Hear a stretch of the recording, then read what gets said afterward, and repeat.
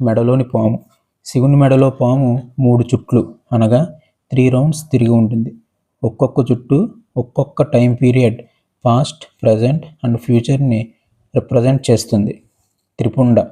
శివుని నుదిటి మీద గల 3 నామాలను త్రిపుండ అంటారు. ఒక్కొక్క నామం ఒక్కొక్క గుణాన్ని సూచిస్తుంది. సత్వగుణం.